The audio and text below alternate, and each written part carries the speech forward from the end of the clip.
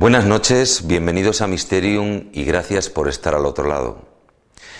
¿Cree usted en la posibilidad de la existencia de entidades fantasmales? Y si es así, ¿de dónde proceden? ¿Es que existe un más allá? ¿Cree usted en la existencia de casas encantadas? Y si es así, ¿quién provoca esos fenómenos? Y sobre todo, ¿con qué objetivo? Para hablarnos de este apasionante tema, hoy va a estar con nosotros Francisco Contreras, un auténtico cronista del misterio que lleva 2 décadas investigando este tipo de fenómenos. Ha escrito obras como Fantasmas, hay alguien al otro lado y Casas encantadas. Y en nuestro reportaje de investigación, el equipo de Mysterium va a bucear en un enigma histórico apasionante, la vida de Colón, que está envuelta en un halo de misterio. Y seguramente se van a sorprender cuando conozcan que quizás Colón jugó con las cartas marcadas. Ya sabía muy bien a dónde iba porque tenía conocimiento del territorio americano.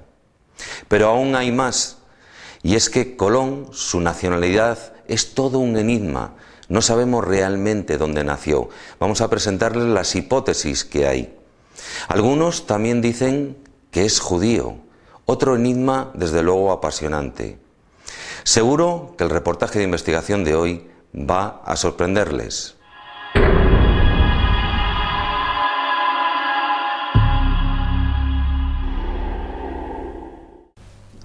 Dos décadas recorriendo España y varios países en busca del misterio, en busca de lo insólito, en busca de lo sobrenatural. Reportero de revistas como Año Cero, Enigmas y Más Allá. Y reportero de los afamados programas de misterio Cuarto Milenio y Milenio 3. Francisco Contreras, buenas noches y bienvenido a Mysterium. Buenas noches, Ángel, bien hallado. Ahora de espacio en blanco. Ahora de espacio en blanco. Ahora todos los viernes ahí y los sábados. Con Miguel Blanco. Haciendo que la fantasía cambie el mundo. Aquí le hemos tenido. Y es un auténtico honor haberle tenido a él y haberte tenido a ti. No, hombre, el placer es mío. Enhorabuena, lo primero, por estos 2 trabajos de investigación de campo, Fantasmas, hay alguien al otro lado, y Casas encantadas, cuando el misterio cobra forma. Son muchos los temas que has tocado a lo largo de estas 2 décadas en busca del misterio. ¿Qué te has encontrado por ahí? Oye, uno se encuentra de todo. Tú lo sabes bien, que eres reportero como yo, ¿no? Bueno, a lo largo de estos casi 20 años como reportero especializado, y eso es algo que decía hace 2 meses en la Facultad de Comunicación de la Universidad de Sevilla, durante las primeras jornadas de periodismo de misterio, a uno le ha tocado cubrir toda clase de temáticas, desde sectas, apariciones marianas, rutas sagradas, misterios de la antigüedad, misterios del mar, los tan traídos ovnis, pero de todas esas temáticas, las que a mí me han dejado una honda huella, las que te dejan un pozo difícil de explicar, es el del mundo del más allá, ¿no? El de las casas encantadas, el de los tan traídos fantasmas, esos encuentros... ¿Y por qué, Fran? ¿Por qué te han dejado huella?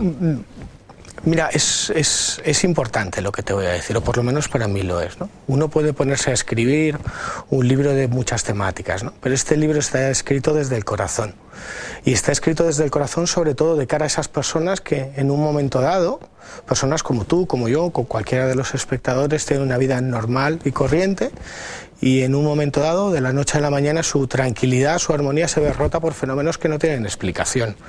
Fenómenos muy variopintos, de los cuales hablaremos ahora mismo, en unos minutos, pero son personas que ya no vuelven a ser las mismas, ¿no? Que sufren la incomprensión de la sociedad, que no ganan nada contándolo, más bien pierden credibilidad, pierden que les tachen de locos, de fantasiosos o de interesados. Y sobre todo, además de esa afinidad con los testigos, de reivindicar que la realidad es más amplia de lo que parece. No solamente es maravillosa, sino de que puede haber otros mundos que están en este sin que nos demos cuenta, ¿no? Por lo tanto, ¿hay alguien al otro lado? Yo creo que hay un otro lado Otra cosa es saber si la naturaleza y origen de lo que ocurre en las casas encantadas y los denominados encuentros con fantasmas es de ese más allá, ¿no? De esa otra realidad. Hay una serie de fenómenos que no se pueden pesar, que no se pueden medir, que siempre que ocurren el reportero llega tarde, muchas veces llega tarde y no los puede contemplar, pero que están constatados desde que el hombre tiene noticias desde su existencia en todas las culturas, el inframundo maya, el libro de los muertos egipcios, los grandes oráculos latinos. Hay una misma fenomenología interpretada en función de los testigos o de la cultura de una forma u otra, pero que nos habla de una casuística que se produce en circunstancias siempre muy parejas y similares, y que te ponen además encima del tapete una reflexión, ¿no? Si hay vida más allá de la muerte.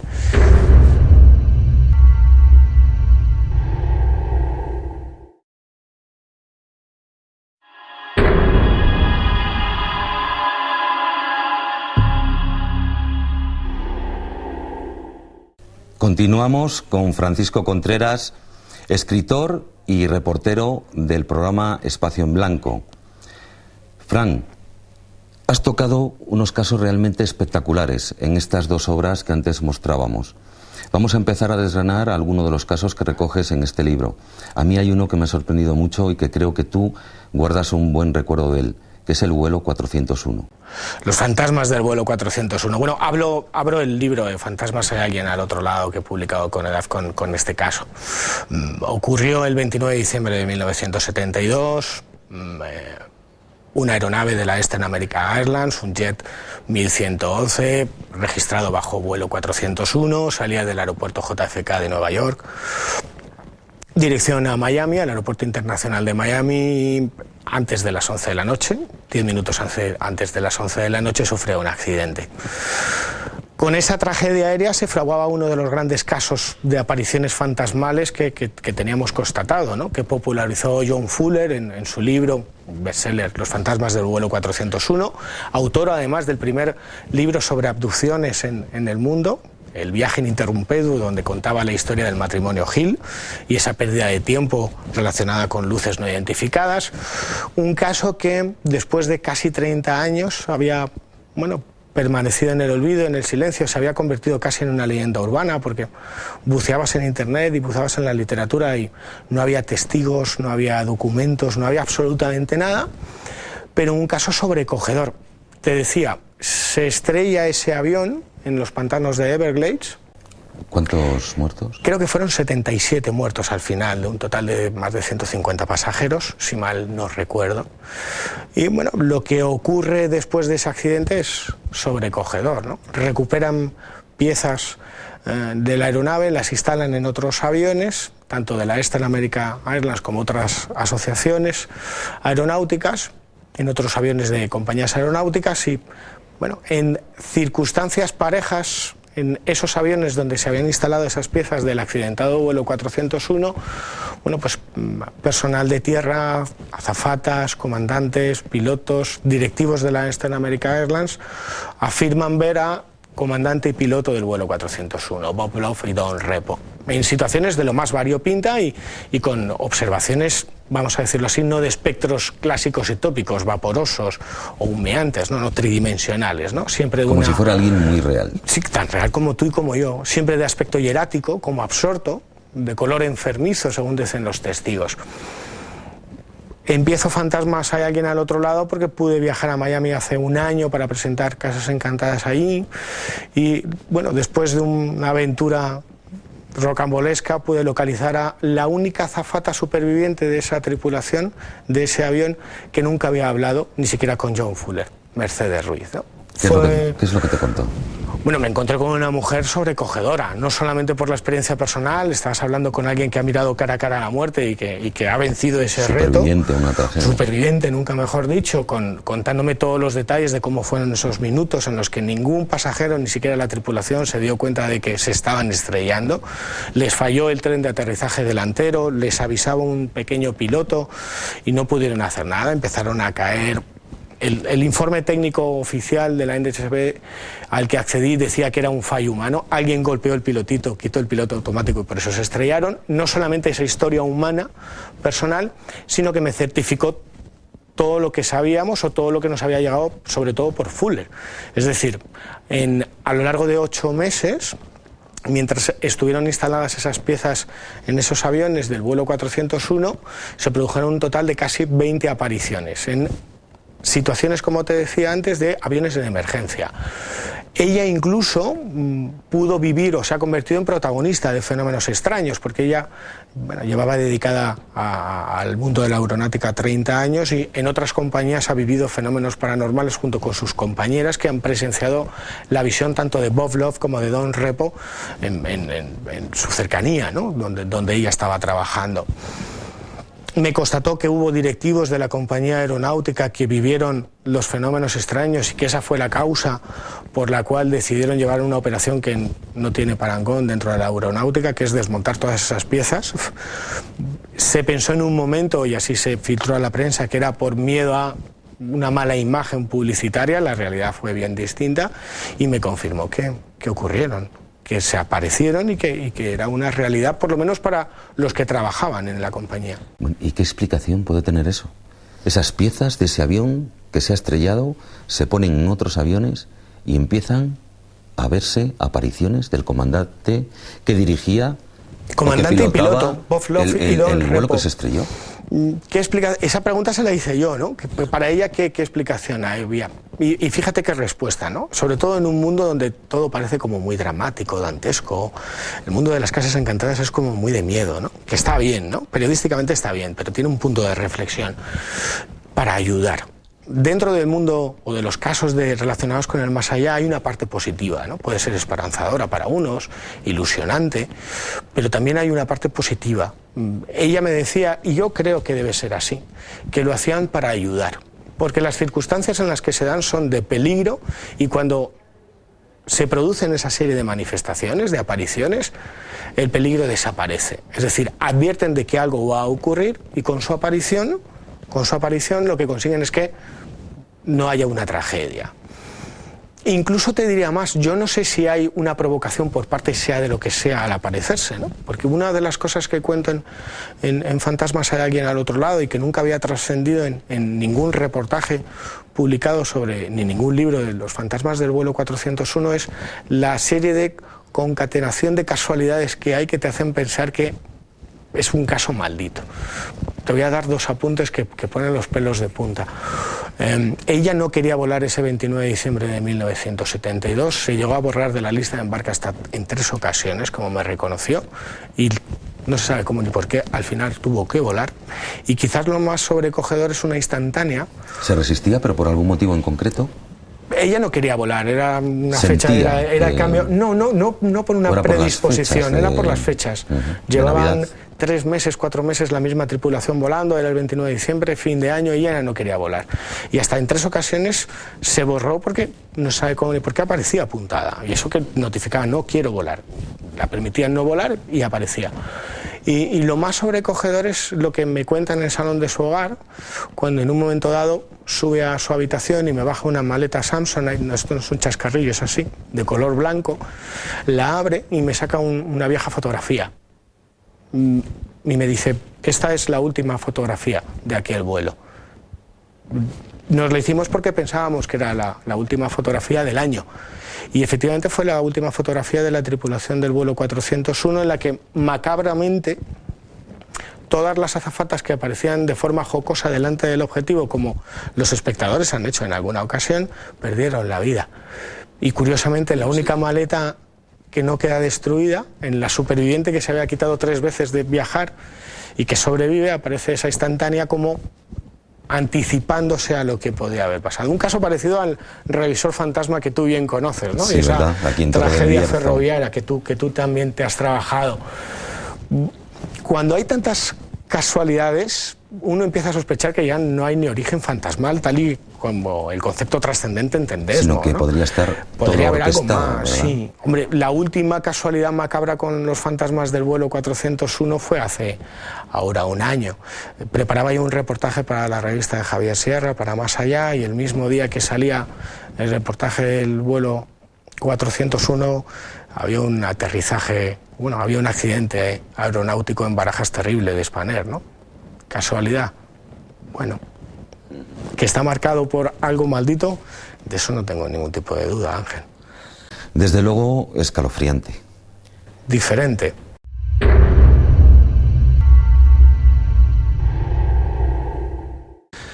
Desde luego, una entrevista apasionante y sobrecogedora la que estamos manteniendo con Francisco Contreras y que plantea numerosos interrogantes. Un enigma apasionante, la vida de Cristóbal Colón. Y es que toda ella está envuelta en un halo de misterio.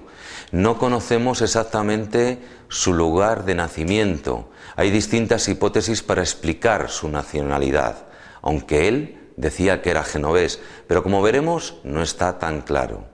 Otros estudiosos afirman que era judío, basándose en sus relaciones familiares y en la firma, una firma muy curiosa que vamos a desvelarles aquí, el Mysterium. Pero quizás el gran secreto de Colón estribe en conocer que ya sabía dónde iba a ir antes del viaje del descubrimiento. Les propongo ver un avance del reportaje de investigación que van a ver justo después que acabemos la entrevista que estamos manteniendo con Francisco Contreras.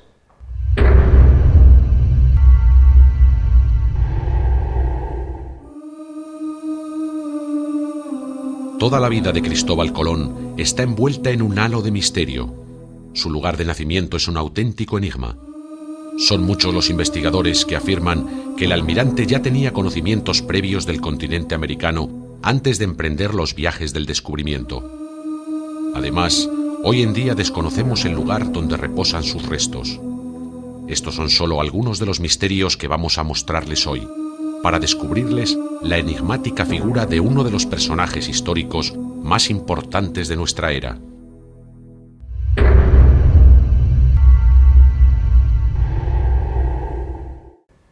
Les aseguro que va a estar muy interesante descubrir los enigmas de la vida de Cristóbal Colón.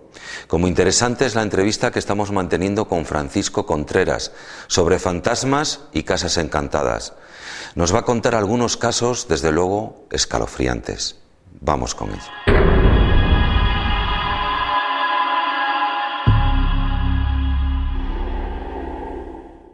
Vamos a realizar un vuelo de Estados Unidos y vamos a aterrizar en España, porque también en España has investigado varios casos de apariciones fantasmales y algunos de ellos sobrecogedores. Hombre, entre los encuentros fantasmales hay uno por excelencia, y tú lo conoces bien, sin lugar a dudas, que es la Dama Blanca de la Cañada. Ese encuentro en esa estación solitaria está entre los top 10 de los primeros, entre otras serie de circunstancias, porque ningún encuentro fantasmal deja un dibujo en el suelo, como ocurrió en la estación de la Cañada. Y las hipótesis y las preguntas que te puedes realizar sobre ese dibujo, ¿no? A partir de ahí. A partir de ahí, sobre todo porque enlaza con los casos que había en el siglo XVII y siglo XVIII. Había un esotérico donde los haya, que era Johnny Depp, que entraba en el lenguaje de los ángeles y realizaba ese tipo de simbología y de círculos para entrar en contacto con el más allá, o con los ángeles, entre comillas, con lo cual es un caso muy a tener en cuenta. Si hay otro, y es por lo normal, por lo común, ese es el de la enlutada de Parla. Yo trabajaba en Enigmas en el 95 como director del servicio de documentación, bajo la dirección de Fernando Jiménez del Oso, con Lorenzo Fernández Bueno, con Iker Jiménez, con Santiago Camacho, y Rosario Pérez, una persona como tú, como yo, como te decía antes, como cualquiera de los espectadores, llamaba a la redacción en busca de un desesperado auxilio. Llevaba un mes viviendo fenómenos que se escapan a la lógica y a la razón, que rompían su tranquilidad y su armonía, que le habían provocado un estado alterado de psicológico, y ella me comentaba cómo no solamente ella, sino el resto de sus familias, de forma independiente en un principio, habían visto a un mismo ser encorvado, casi enlutado, vagando por la casa. Lo que en un principio parecía algo anecdótico se convirtió en un problema cuando todos los miembros de esa familia, tanto Rosario como su marido como sus 2 hijas menores de edad, habían visto lo mismo. Eran testigos en todos. Diferentes circunstancias, se habían callado por miedo, y cuando confiesan, común, ¿no? Confiesan lo que han vivido, de alguna manera, sea lo que sea eso, se desata y produce la fenomenología clásica y tópica que hay en una casa encantada, ¿no? Encendido y apagado de luces, abrir y cerrar de puertas, los grifos empezaban a emanar agua. Yo incluso allí puedo vivir situaciones muy raras investigando el caso. Son encuentros que no sabes cómo catalogarlos, ¿no? Porque ya no se trata de ver a una persona fallecida, que es lo tópico y típico, sino de ver seres que van desde lo angelical, como la Dama Blanca de la Cañada, con un prototipo que pueden ser interpretados como religiosos, hasta seres sombríos que pueden ser interpretados como diabólicos, de seres enlutados, grotescos, siempre oscuros, pero que dejan una impronta muy fuerte en los testigos. Rosario, en La enlutada de Parla, como cuento en el libro, ha tenido que aprender a convivir con esos fenómenos. Y eso me parece sobrecogedor. Y seguramente hay espectadores ahora mismo que en su casa están viviendo fenómenos así, y bueno, lo único que podemos hacer, o lo único que podemos provocar, es la tranquilidad. Pues no son los únicos. De que es algo natural. Sí, descartando, claro está, dentro de la sobrenaturalidad. Claro. Exacto, descartando, claro está, cualquier tipo de trastorno psicológico, de delirio, de sugestión, de interés económico publicitario en contar esa serie de experiencias. Estamos hablando, Francisco Contreras, sobre casas encantadas. A mí hay un lugar en España que me sobrecoge: Cortijo Jurado. Hombre, desafiante y majestuoso. Se alza en un altozano del Valle de Guadalhorce, a las afueras de Málaga, en Campanilla. 3 plantas, tejado de pino rojo, torreón, mirador, construido por uno de los ilustres de Málaga, Manuel Agustín Heredia, impulsor de toda la economía metalúrgica y textil de Málaga, y yo creo que gran parte de Andalucía, de estilo anglosajón, donde, yo llegué a Cortijo Jurado por casualidad. Estaba trabajando en un curandero, Andrés Ballesteros, de Campanillas, y cuando llegué a Campanillas, que era la antigua barriada de trabajadores de Cortijo Jurado, hoy es un pueblo, pues empecé a constatar testimonios y a recabar testimonios de personas que habían vivido un buen número de fenómenos paranormales. Desde luces que recorren las plantas del edificio, tanto la segunda como el mirador, de una forma inteligente, siempre el mismo recorrido, hasta personas que trabajaban allí que me reconocían, que habían escuchado gritos de procedencia desconocida, y lo más estremecedor o lo más impactante, la visión siempre de chicas, no siempre la misma, vestidas de época, paseando por Cortijo Jurado. Con todos esos elementos preparé 2 programas en directo para Milenio 3, para la cadena SER, junto con otros investigadores que habían investigado Cortijo Jurado, que habían estado ahí haciendo sus pesquisas, e intentamos hacer una noche de investigación que luego ha servido como modelo para el resto de la historia de Milenio 3, así como en la tele, en Cuarto Milenio, ¿no? Ubicamos a los reporteros en cada planta, intentando constatar si veían o sentían algo fuera de lo normal. Llevamos ahí a los testigos, como Cristina Candela, como Pilar Ramírez, para que nos hablaran de sus experiencias, ¿no? Cómo habían vivido esos encuentros cara a cara con las damas fantasmales.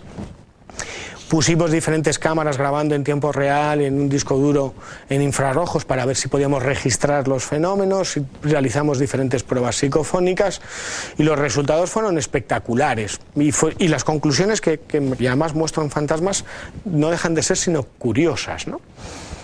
En las cámaras grabamos el paso de unas pequeñas luces de color verde, además con un recorrido inteligente. No se trataban de pequeños insectos ni de fallo de la óptica de la lente. A día de hoy siguen sin explicación. En las grabadoras pudimos registrar hasta 3 voces, una que decía hola, otra que decía soy yo, y otra que de forma interrogante preguntaba qué, las 3 masculinas. ¿Voces de procedencia desconocida? Hicimos un barrido de unas 300, 400 fotografías, y solamente en 2 conseguimos cosas anómalas, rayos en bola que se cruzaban. Hubo varias peculiaridades, por ejemplo, las 2 unidades móviles de la cadena SER fue a acabar el programa y se vinieron abajo. En Ser Málaga me tienen mucho cariño por eso, porque nunca había pasado y no quieren volver conmigo a ningún lugar encantado. Los coches que llevábamos, y eran un total de 6 coches, nos quedamos los 6 coches sin batería, muy propio de estos lugares donde, según los expertos, parece que sea lo que hay ahí, absorbe la energía de los aparatos. Fueron momentos intensos y fueron momentos curiosos, pero quizás explicables casi todos ellos. Al lado de Cortijo Jurado hay una gran torre eléctrica y hay una teoría muy desconocida en España, pero que cuadra, que es la teoría Warp. Hay lugares que tienen una alteración geomagnética producida por el mismo lugar donde se asienta el edificio o por torreones de alta tensión, como ya que hay en Cortijo Jurado, que pueden provocar esa serie de fenómenos.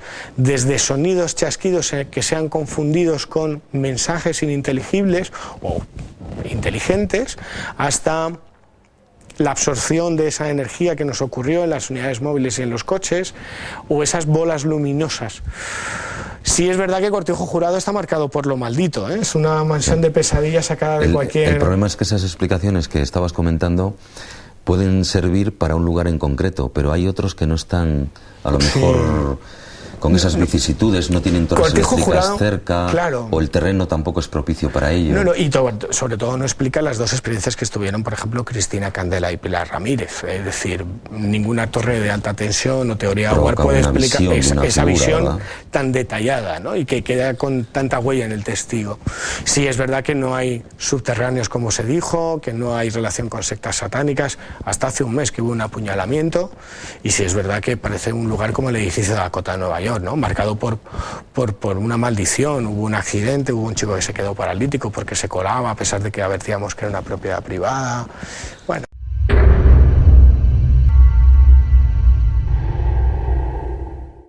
Son muchas las ocasiones en las que me han preguntado si pasaría una noche en muchos lugares. Hay un lugar muy especial que me impone bastante respeto. Ese es la mansión de Amityville, en el estado de Nueva York. Allí, el 14 de noviembre de 1974, ocurrió un hecho espantoso. Toda la familia de Feo fue asesinada, con disparos a bocajarro. La policía descubrió tiempo después quién había sido el autor.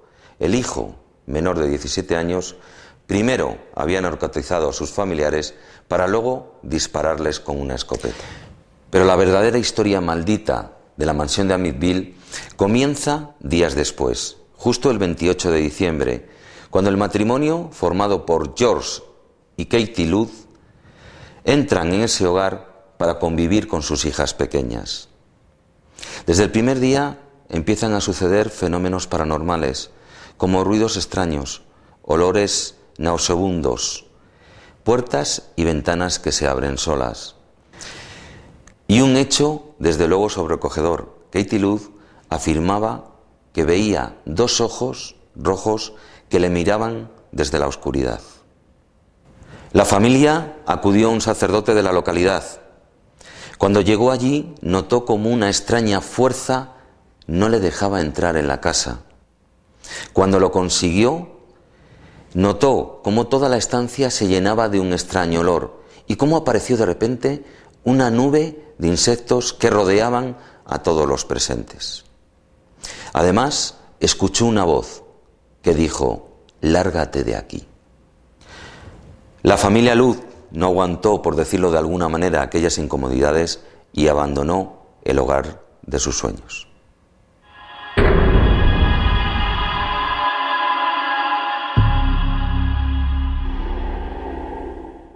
Se nos va el tiempo y hay un caso que no me resisto a preguntarte. Porque es el lado oscuro del misterio, el lado tenebroso, el lado escalofriante, y es el caso de Vallecas. Bueno, yo creo que todos los que nos dedicamos al reporterismo del misterio tenemos que hacer un ejercicio de reflexión y ser conscientes de que, aparte de una labor periodística, tenemos que dejar claro al espectador, al oyente en la radio o al lector en las revistas o en los libros que jugar con determinadas cosas pasa factura.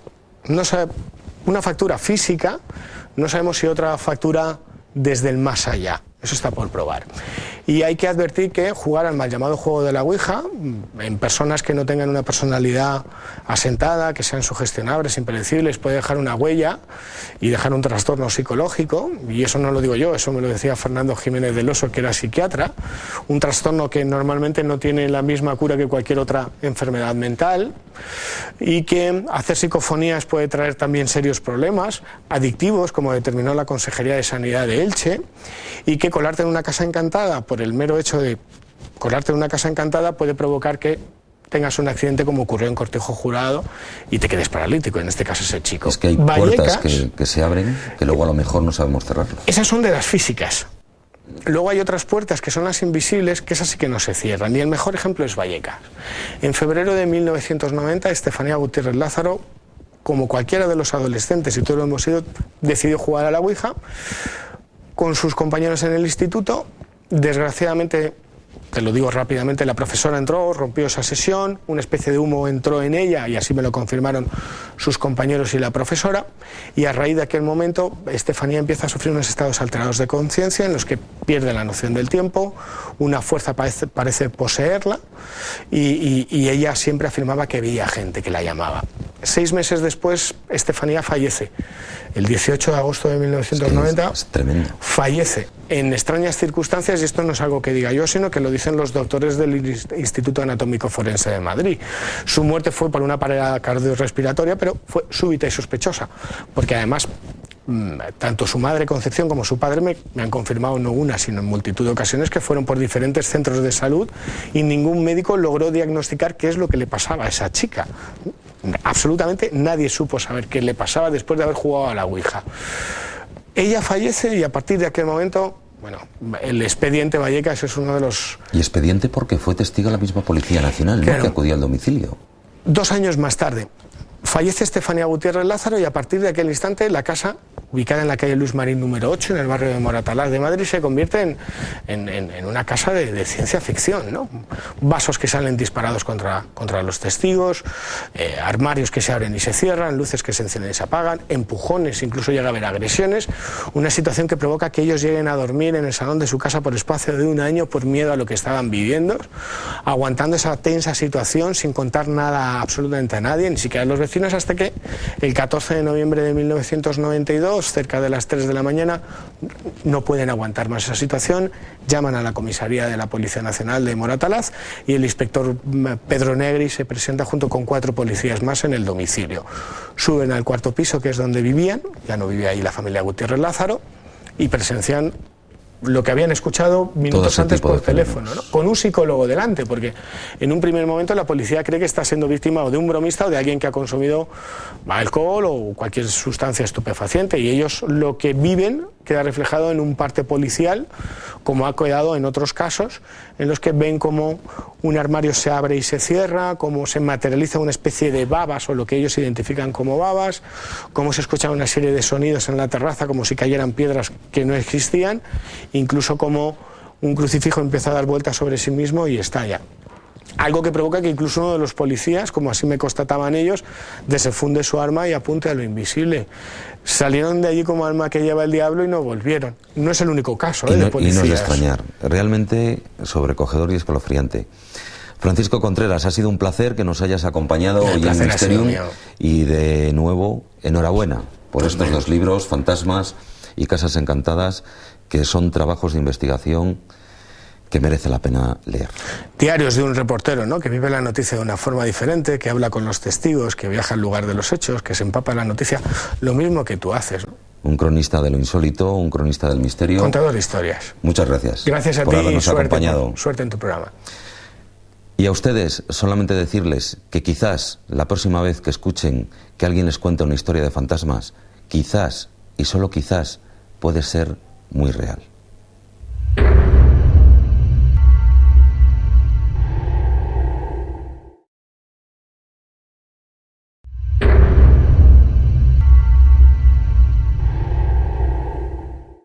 Hoy en nuestro reportaje de investigación vamos a adentrarnos en un enigma histórico apasionante, la misteriosa vida de Cristóbal Colón. No conocemos con exactitud su lugar de nacimiento, sus orígenes son inciertos. Algunos estudiosos afirman que era judío, Vamos a desvelarles aquí las distintas hipótesis que afirman esos estudios.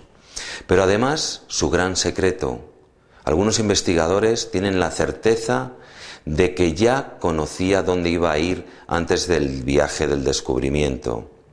Les voy a dejar con un enigma histórico apasionante, la misteriosa vida de Cristóbal Colón.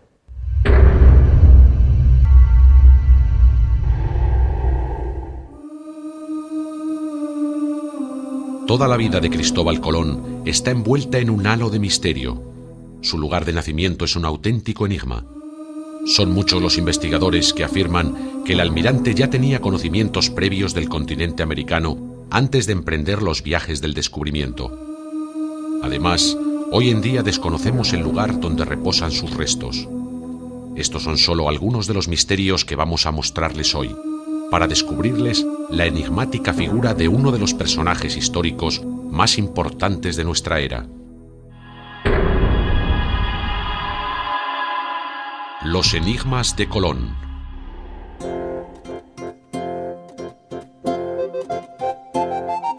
En el año 2006 se celebró el 5º centenario de la muerte de Cristóbal Colón.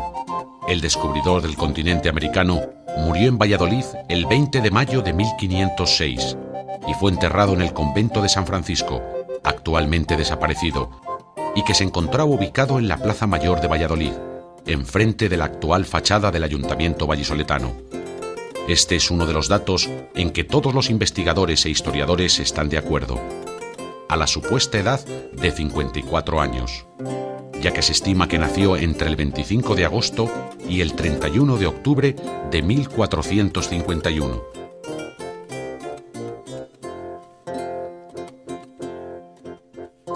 El lugar de su nacimiento ya no está tan claro, aunque la tesis más aceptada es que nació en Génova, Italia. Entre otros motivos, porque así lo confiesa él mismo en su acta de mayorazgo. Siendo yo nacido en Génova, de ella salí y en ella nací. Sí hay documentos que parecen demostrar esta tesis. ¿Dónde radica el misterio? Pues realmente ha habido muchas opiniones sobre el lugar de nacimiento de Cristóbal Colón, porque él mismo dio motivo para dudar de su lugar de nacimiento. Sin embargo, la opinión generalizada actualmente es que nació en Génova. Se duda exactamente la fecha, si fue en 1451, 1446, pero hay datos para pensar exactamente que fue en Génova. Incluso él en su propio testamento, en las mandas que ordena a su hijo realizar una serie de pagos, pues figuran mercaderes genoveses, lo que indica una cierta vinculación con su país natal. Algunos investigadores sostienen que su origen italiano es muy dudoso, ya que no es lógico que no conociera el idioma italiano siendo genovés. La mayor parte de sus escritos los realizaba siempre en castellano con grafía portuguesa, aunque se dirigiera a italianos. Estos estudiosos también aseguran que el almirante tenía motivos fundados para ocultar su nacionalidad, ya que de esta forma, siendo extranjero, no era súbdito de los reyes españoles o portugueses, y así podía negociar libremente para cumplir su sueño, el establecer una nueva ruta más corta que le llevase a las Indias. Hay muchas hipótesis. Hay un Colón alcarreño, un Colón griego, un Colón portugués, italiano, por supuesto, judío, catalán, mallorquín. En definitiva, un amplio elenco. ¿Con cuál nos quedamos? La historia oficial sostiene que era genovés. Las pruebas, en cambio, de algunos autores, de algunos historiadores, parecen, no sé si desmentir, pero sí al menos sembrar de dudas esa idea. Estas sospechas, unidas a otros argumentos, como que utilizó topónimos propios de tierras catalanas, mallorquinas o ibicencas, para bautizar los territorios que descubrió, han hecho que diversos investigadores relacionaran el nacimiento de Cristóbal Colón en esas regiones. Sobre su posible origen español todavía hay más, como la tesis que sostiene Ricardo Sanz García. Según este galeno, el descubridor nació en Espinosa de Henares, provincia de Guadalajara, y fue hijo de doña Aldonza de Mendoza, señora de Cogollado y duquesa de Arjona. Como podemos apreciar, muchos ríos de tinta se han vertido intentando conocer su lugar de nacimiento, o que sus verdaderos motivos para ocultar su origen no eran otros de que era descendiente de marranos. Así se denominaba en aquella época a los judíos. Sí, la teoría del príncipe de Viana no excluye la posibilidad de que fuera judío, porque según esa teoría el príncipe de Viana, durante su estancia en Mallorca, tuvo amores con Margalida, una judía, de tal manera que tendríamos la doble vertiente de ese Colón, el Colón por un lado judío y además por eso dominador de la lengua catalana también, o mallorquina, y al mismo tiempo hijo del príncipe de Viana, ¿no? Y eso le emparentaría con la más alta nobleza castellana, tal vez por eso se sentía igual a las dos coronas, según él mismo declaraba. El investigador Salvador de Madariaga es el principal abanderado de la tesis de que Colón era descendiente de judíos conversos. Son muchos los argumentos que expone para refrendar sus investigaciones. A saber, el almirante hace embarcar a toda su tripulación antes de la medianoche del día 2 de agosto de 1492, fecha límite que los reyes católicos habían impuesto para la salida de los judíos del territorio de Castilla. Las investigaciones que se han realizado sobre la madre de Cristóforo Colombo, nombre original de Colón, en la hipótesis de su origen genovés, parecen indicar que era descendiente de judíos conversos. Además, la amante cordobesa de Colón y madre de su hijo Hernando, Beatriz Enríquez, era hija de hebreos cristianizados. El argumento más curioso para refrendar esta tesis es la firma jeroglífica que el almirante empezó a utilizar después del descubrimiento y cuyo desciframiento ha causado numerosos quebraderos de cabeza a los estudiosos. Madariaga observa en esta firma por su forma triangular que hace una clara alusión a la cábala judía y que las eses punteadas transfiguran el escudo de David, doble triángulo o hexagrama. Bueno, ha habido y hay teorías para todos los gustos, sin embargo, creo que ninguna de esas cosas responde a la realidad. Él era genovés, como he dicho, posiblemente originario, porque hay dudas y hay estudios muy recientes sobre ello, originario de una familia modesta, que inicialmente realiza una serie de actividades comerciales en el Mediterráneo, que posteriormente posiblemente fue capitán corsario y que en un momento dado llega a Portugal y donde inicia una peripecia vital totalmente distinta. En cuanto a su pasado corsario, bueno, pues eso es lo que se ha comentado, porque él dicen que llega originariamente a Portugal precisamente a bordo de una nave que tendría que ver con los piratas. Había habido un naufragio y gana la costa a nado, como un tritón, y a partir de ese instante, pues un don nadie consigue ascender, como siempre hacía Colón de una manera sospechosa, consigue ascender notablemente en la corte portuguesa. Sin embargo, el gran misterio que encierra la figura del almirante es sin duda las sospechas más que fundadas de que ya conociera la ruta a seguir para el descubrimiento y que las pruebas parecen indicar que Cristóbal Colón no fue el primero en arribar a las costas americanas.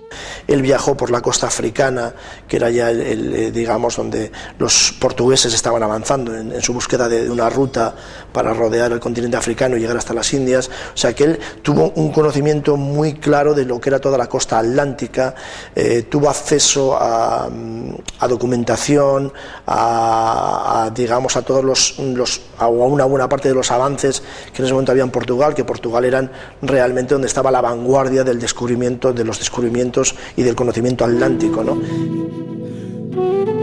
Existen numerosos indicios de que el continente americano fue visitado por otras culturas antes del primer viaje colombino. Se han encontrado monedas romanas, acuñadas en tiempos de Augusto, en lugares tan dispares como Costa Rica, Venezuela, Ecuador y México. También en tierras aztecas han descubierto un torso de Venus y una cabeza griega datada del siglo VI a.C. En el estado de Nevada, Estados Unidos, fue descubierta una inscripción fenicia en 1958, que según los expertos se remontaría al año 100 antes de Jesús de Nazaret, Incluso en la isla de Oak, al este de Canadá, se han encontrado una piedra de pórfido de casi 1 metro de longitud, con una extraña inscripción que muchos expertos en lingüística han señalado como escritura berebera antigua, que procede de tierras tan alejadas como el Sáhara. Tuvo conocimiento de los vientos alisios que iban siempre, empujaban hacia el oeste. Tuvo conocimiento de las cartas de Toscanelli, en las que ya se hablaba de unas distancias respecto entre Europa y China, viajando hacia el oeste. También tuvo conocimiento en esos viajes de la leyenda, por ejemplo, de San Brendan, del monje de San Brendan en Irlanda, una leyenda que hablaba de un monje que en el siglo VI había viajado pasando por Islandia, Groenlandia, y había llegado a una tierra desconocida y que había vuelto. En Islandia también existía la leyenda de Eric el Rojo, que luego parece que se ha podido constatar científicamente que realmente en Terranova o en la zona norte de Canadá hubo asentamientos vikingos, con lo cual es muy probable que Colón conociese esas historias, conociese esas leyendas y sobre todo conocía, por haberlo observado durante unos años, conocía muy bien lo que era la costa atlántica y todos los conocimientos que desde Portugal se tenían sobre el Atlántico, ¿no? Tal vez no llegó a Portugal originariamente por casualidad, tal vez lo hizo con una idea muy clara. Hay que tener en cuenta que cuando los templarios desaparecen, la orden del Temple es disuelta. No sucede igual en todas las cortes y al mismo tiempo. Por ejemplo, en la de Portugal, los portugueses, el rey de Portugal los acogió bajo un nuevo nombre, la Orden de Cristo, y toda la sabiduría templaria en cuanto a navegación se refiere buscó cobijo y lo encontró en Sagres, en la escuela de navegación de Sagres. Tal vez se ha propuesto, y es una hipótesis pues atractiva, Colón fue a Portugal con una idea, la idea de hacerse con algunos de esos secretos de navegación del Temple. La idea de dónde llegó la plata que sirvió para la construcción de las catedrales en Europa se ha servido o se ha dicho por parte de algunos autores que tal vez la trajeron los templarios de América. Y de esa manera quieren explicar a algunos el por qué Colón fue a Portugal, precisamente porque allí encontró la ruta hacia América que ya previamente habían seguido los templarios. Estas son algunas de las pruebas que muchos investigadores aportan para demostrar que el almirante no fue el primero en descubrir el continente americano. Pero no acaban aquí los misterios sobre el descubrimiento, sino que existen más que sospechas fundadas de que Cristóbal Colón conocía de antemano la ruta que había de seguir para llegar a ciertos territorios desconocidos para el viejo mundo en aquellos momentos. Cristóbal Colón tenía una enfermiza obsesión en llevar a cabo este proyecto, un plan por el que luchó con una fe inquebrantable, desde que en 1484 ofreciese el proyecto al rey Juan II de Portugal. El rechazo del monarca no alteró los planes de Colón, y en 1487 pasó a ofrecer su sueño a los reyes católicos de España. Una comisión de expertos, conocida como la Junta de Salamanca, por ser en esta capital donde se mantuvieron las reuniones, rechazó de nuevo el proyecto por considerarlo una quimera. El que fuera más tarde virrey de las Indias no se rinde, y en 1489 envía a su hermano Bartolomé a Francia e Inglaterra. Sus propósitos vuelven a fracasar. Su tozudez se hace palpable en esta afanada búsqueda por encontrar patrocinadores para su gran sueño: navegar hacia el este yendo por el oeste. ¿Por qué esta obsesión? La respuesta es muy sencilla para el experto en historia de América, Juan Manzano.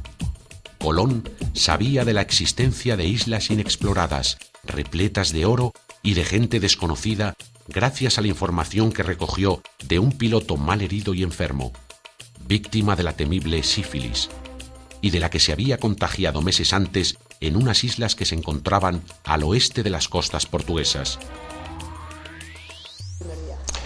Bueno, esa es una leyenda que recoge en su tiempo el cronista Gonzalo Fernández de Oviedo, que Cristóbal Colón, en su estancia en Portugal, concretamente en Porto Santo, pues recibe en su casa a un náufrago moribundo, y que este náufrago, antes de morir, cuenta su peripecia vital al propio Cristóbal Colón, y Colón se aprovecha de esas noticias. Bueno, en la costa africana, a la altura de Canarias, están los vientos alisios que favorecen la llegada de navíos a la costa americana con facilidad. Por tanto, no resulta nada extraño que en distintos momentos se haya producido un arrastre de cualquier embarcación para poder llegar a América. El gran problema no era llegar, era regresar. Y para eso hay que tomar los vientos del norte, como hizo Colón en su primer viaje. Por eso son muy pocos los que, habiendo sido arrastrados por los alisios hacia el continente americano, logran después realizar el tornaviaje.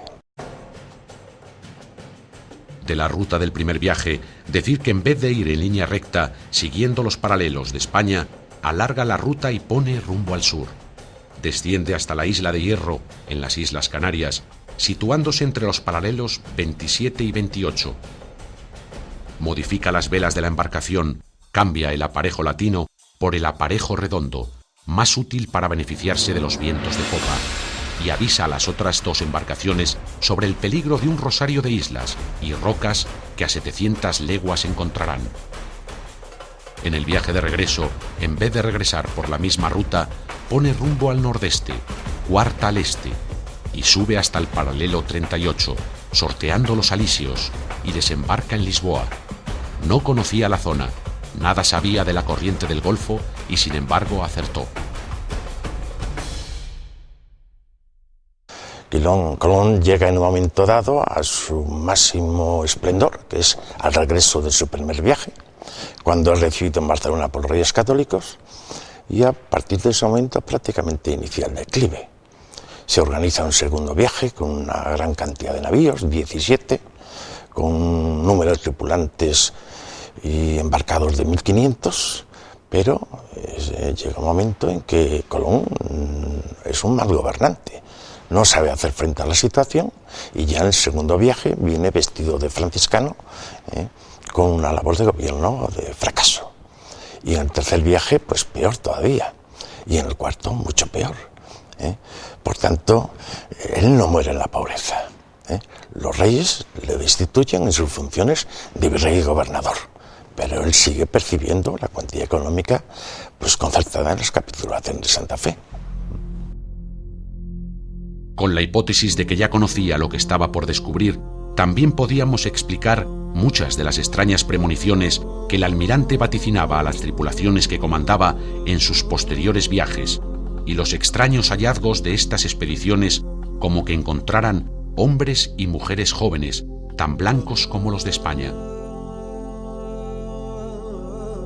En el diario de a bordo de Colón se hace referencia precisamente a la existencia, y esto es verídico, simplemente alguien que consulte el diario de a bordo de Colón se encontrará con la sorpresa de que en efecto hay unos indios blancos, o así se les menciona, ¿no? Se les cita, e incluso se dice que llevaban el pelo cortado a la moda castellana, a la moda de la corte castellana, ¿no? Bueno, pues como poco es extraño. En definitiva, toda una vida envuelta en misterios y secretos que el presunto descubridor de América se llevó a la tumba. Otro de los enigmas que sigue marcando la historia de este personaje es que hoy en día existe una agria polémica sobre si sus restos se encuentran depositados en la República Dominicana o en la Catedral de Sevilla. Quizá la ciencia pueda aclararnos la solución de este enigma con sus análisis de ADN.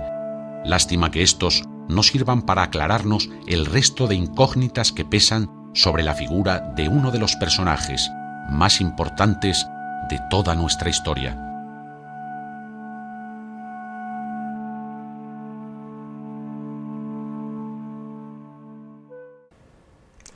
Espero que el programa de hoy les haya agradado y gustado. Si hemos conseguido que reflexionen sobre la existencia del más allá, nos congratulamos por ello. Si además les hemos descubierto un enigma apasionante como es la vida de Cristóbal Colón, nos felicitamos por ello. Buenas noches, gracias por estar al otro lado y solo una cosa más. Por favor, reflexionen. ¿Quién se esconde detrás del telón de este teatro de lo absurdo?